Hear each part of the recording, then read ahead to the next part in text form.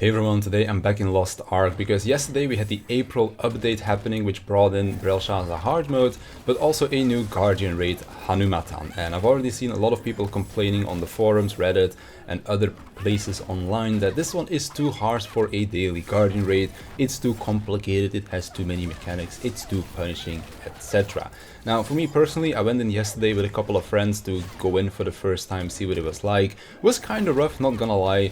It was kind of frustrating as well because we couldn't figure out why certain things were dealing as much damage as they were doing, what we were doing wrong, that kind of stuff, which is why after we were done with our dailies I went in again on my Arcanist to kind of see if I could solo the fight and get some more experience and some more information on the mechanics itself as well. And I've soloed him 2 times now on both builds, on my Empress and Emperor, and I gotta say it's actually a really fun Guardian Raid now that I understand him a bit better. There are certainly still some normal patterns that will take some time for me to be able to read them better, but at least I understand most of them and how to dodge them when I do finally manage to identify them in time. And when it comes down to the major patterns, I know what to do now as well. Now I think the major patterns is kind of where some people are having their grievances with. Because when we look back to Kaliligos, there was only one major mechanic that you had to do.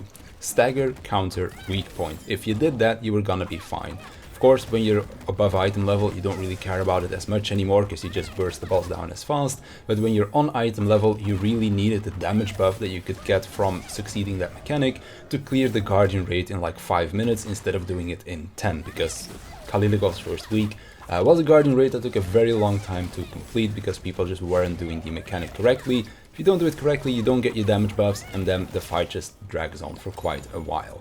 Now, the major difference between Kaligos and with Hanumatan is that with Kaligos, it was just that one mechanic: stagger, counter, weak point.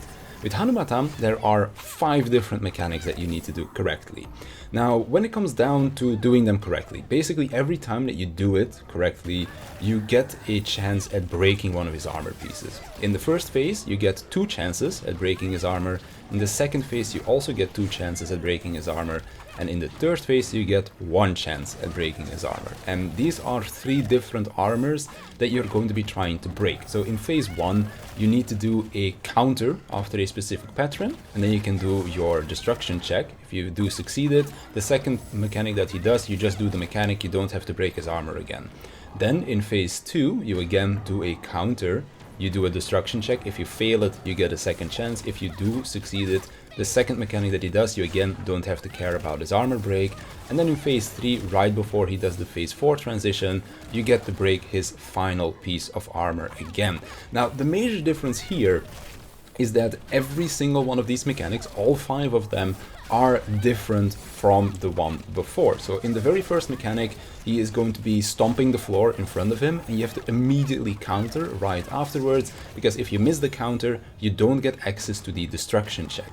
The second time you get to break his armor, it's a stagger check, and the stagger check also has a couple of different variations in where he is going to be doing the AoE attacks, because while the stagger check is happening, he also does AoE attacks that you have to dodge in between. Now, the stagger check does break really quickly, so if you like put some spells on the floor that have delayed explosions, you can kind of just put them there, dodge the patterns, and then by the time you're in the safe spot, the stagger check will have kind of like succeeded on its own, so it's really not that difficult to do.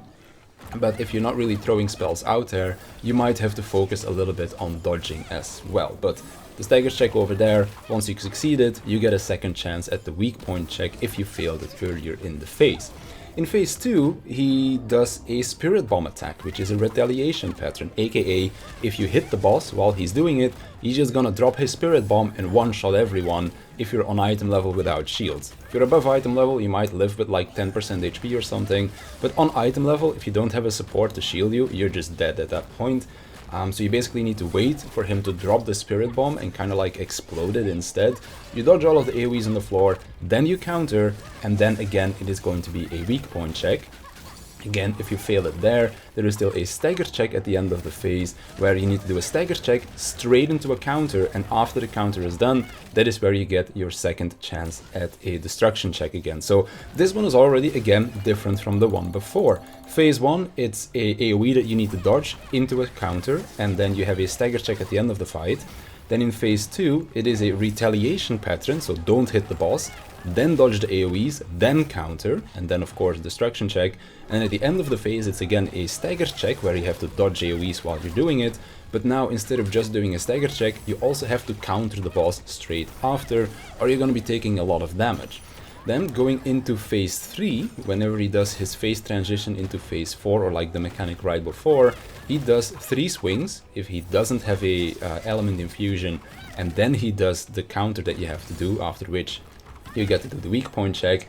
But he can also infuse himself with elements, with fire and ice. When he is infused, he swings 5 times instead of 3 times, and he also spawns puddles underneath your feet. So now you have to count how many times he's going to be swinging. You need to know, do I need to keep moving because it's fire or ice?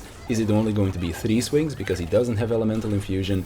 And then you also still need to hit the counter as well, because otherwise if you fail the counter, you don't get your armor break, of course. So it's a little bit more complicated than Kaliligos. For me personally, I think it is a lot more fun because it really rewards you for playing well. If you don't get hit, you get this really strong crit rate and damage buff in the final phase as well that just allows you to push out a lot of DPS.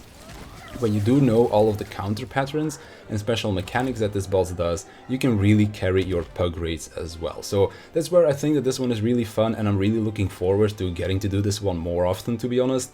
I'm trying to get my 3rd alt to this Guardian Raid right now, and it's just been pretty fun so far to try and solo it, and I'm gonna go back in with some friends later tonight to just do it in a party again. And see how much that I can apply the knowledge that I've now learned from doing him solo. But that's pretty much everything that I wanted to say in the video. So I want to thank you for watching. I want to thank my Patreons for their support, and I'll see you in the next one.